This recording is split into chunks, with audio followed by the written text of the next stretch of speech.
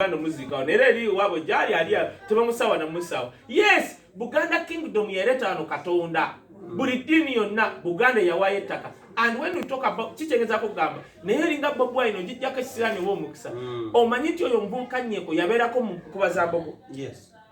Naye nga muja jakodo. Kati chitegeza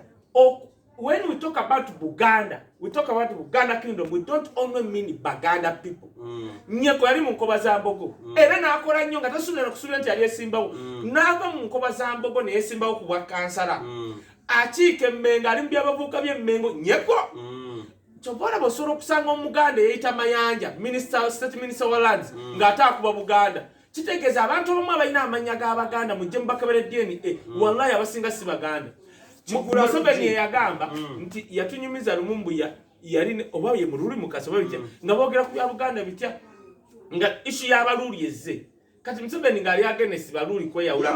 abanyala na biti byakoma ebyo anti bijjagana neno government badde weri baawo ojja kulaba abanyala nga balina wali omukiise waabwe mu Buganda ebyo na tomanyi no bali bagala kutema Mmengo mbwe constituency kati unless you are total idiot tosobola kera n'ogamba Kampala teri mu Buganda ngo gwosomerawa tobola bali mu Coaches University kubanga bwe tuzuula empapula zaabwe bafuna feri bali baferiya okero kya n'ogamba Kampala nga Buganda Kingdom ettaka liwana eryaliwo lyali lya Buganda Kampala wa Mmengo eri mu Kampala ogambe Kampala teri mu Buganda toto idiose kuno mutweje bobajira bagamba waliwo ebintu ebigenda okugenda neno government era weri begenda bwe byange si bya channel weri begenda bwe nga tuwerekeza idiose yo bitya kati okay teri mu Kampala kale demba alala Kampala okay kale de e capturwa at least tusekane tugabane kati otegedde mbadde mmalira yo ddala newegenda we shall remain here actually capital city nemaleva ku mulembe gwenale nedde ewaabwe baba batuyambi kubanga okimanyi nti sente eziva mu Buganda wano ze zirabirira akyolina ewaabwe. Do you know that embalala 5% what Lumbuye was saying is true. Hey, yes, mode of delivery osanga yali nkaawo ate newe bankaawo lwansonga buli omu Uganda munyise bubwe waliwo gwenyigidde nga omusajja akulinnye ku mutwe osanga Lumbuye government yali emulinnye ku mutwe ng'ali awo nga mukaawo gwomanyi okuba Bulaaya nga yomugenda ku embasa ya Uganda mu ttake tesobola nakuyamba wadde okimanyi nti bambasada abasinga bali e Bulaaya naye tebabeera mu ziwoofiisi okimanyi nti no embasa ezo ze nali Belgium nga embasa mu China ya receiving empapula consulate nze nga consulate ya Uganda Belgium nga obo yagala passport bitya ojja osanga mu China ali ne bagamba osaswe sente zijja kyero simanyi bagitwale UK simanyi ko yes nga mu China eggwanga balitunda dawe batyo nkubulidde kati obusungu bwe bayina genda mu America ojja kulaba binyo byokka nalaba omukazi yagenda nayingira mu embassy ya America yanga wisdom kyoyogerako kankulage yateekako kamera n'agenda mu embassy nga mutuuze wa America ne Uganda tabyetaaga kanatuuka nga ayogera nga aludde omukazi oli watandika okwogera osobola muyita Condoleezza Rice accent nga tagiforcinga yasomera mu posh schools ezo simanyi Vegetable University naye nga wayogera Oluganda si bino byannamyekozi kakati ng'agenda wagenda ng'atuuka mu embassy yayogera n'omuwala ng'omuwala tamanyi nti bamukwata ng'ono ayogera Luganda omuwala atudde ali ku embassy ya Uganda ayogera Luzungu kakati nga naye olaba oli akola mu embassy ya Uganda aforcinga na forces accent ng'ono ayagala national ID nenewunyi national ID ne passport if I'm not mistaken one of the two ne bye bamugamba omukazi yeesoza n'okwesoza n'amala n'amuddamu mu Luzungu amaliriza n'amugamba ng'ono mugamba nti amanya gange yenze nzize wano just to see how arrogant you guys you are naye mbadde seetaaga document zammwe n'amugamba next time work on your accent yamugamba work on your accent nzize wano njo Lumbuye nga banganye nozikola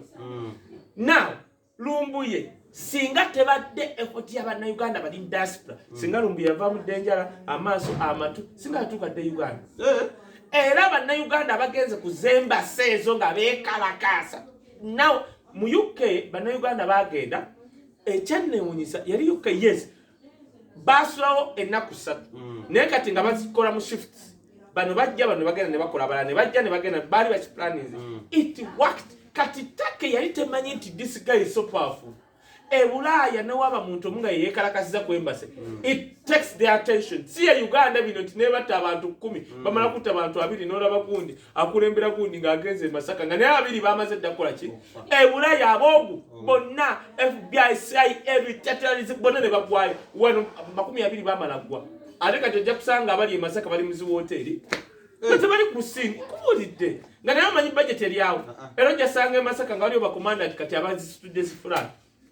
bajja kugamba nkubulira bino if they want to come for me enamba yange ngisoma 07049439 byenjogera byange this is my conclusion bring your conclusion eno sibya channel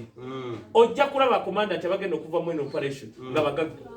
katubuzemu kati Lumbuye nkunyingi muwada organize nzija now chenebaza ku nkunyingi muwada taswaziza ngato za Bobi Wine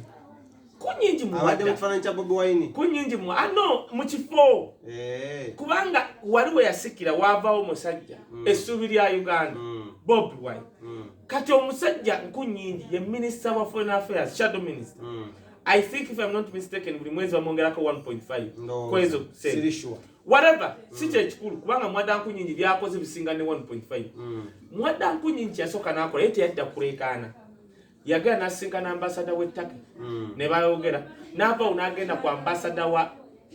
wa UK otegede era nafunye ekiwandiko nga UK gamba we have started to no Lumbuye's issues tutanso giraba no way no wachitamata with critical keen eye Jonno ambassador wensi y'omuzungu wakyogera manya batandise ddo kiyingiramu kubanga nga tebagala funa kashogi mulala firi naba unateka kazito kwa ambassador we Turkey mu Uganda wa meeting yaddako ambassador we Turkey yajja ne bamita atachi wembase aba akulembera security either wa majjo bajje mu bitya ne bafuna meeting uli ebigambo bino mu kusooka meeting je yali nayo na ambassador we Turkey yaitakiriza nti bibaye of course yagala Lumbuye bamukutebite naye nga takagamba wali eyaddako nakkiriza nti fe tulina Lumbuye akyali Turkey. That was a step ahead. Wachi yakiriza lwansonga akazito k'abanna Uganda ke bakoze ku zembasi kali kakoze nga Turkey engeri kashogi we yafiira mu Turkey nga tebagala kugattako bya Lumbuye kati government ya Uganda engeri one teina chweta extraditional treaty na Turkey atenga tebasobola gikola kiro extraditional treaty egamba nzikiriziganyiza n'enseno oberanga n'omusibe gwenjagala omumpanga nani kati yali teriiwa atenga wadde obubbi bw'abantu government za Africa nga tebasobola kikola kiro nkani Turkey tesobola kikola that's one. Two, nga tulina zi convention gaba amateeka gafensi yonna on human rights Uganda kwe yasayininga ti omuntu yenna taddizibwengayo mu nsi gy'ava singa wabeerawo essubi there is hope ti jadda bagenda one kuba violated human rights bagenda musiba because of it kati Uganda yasayininga kuteekeri nga Turkey tesobola kubisikinga kikola jukira Turkey yagala kuyingira mu European Union bagigaana dda ate kakati kashogi yakagwawo ate ogatteko Lumbuye ti omuzze Uganda bambonyebonye nga bamaze okulaba bannayuganda bali ku tweet za baminister ba Turkey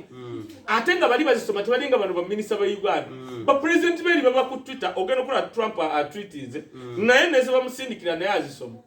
na kakati Lumbuye era to me Lumbuye has been served by diaspora people.